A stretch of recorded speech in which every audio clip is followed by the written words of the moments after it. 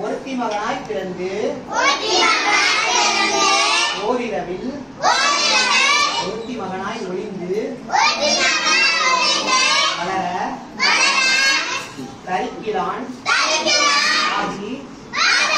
தான் தீங்கு நினைத்த கருத்தை இணைப்பித்து கஞ்சன் வயிற்றில்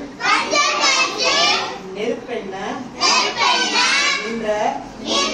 நெடுமாடே உன்னை அறுத்தித்து வந்தோம் பறைகருவியாகில் திருத்தக்க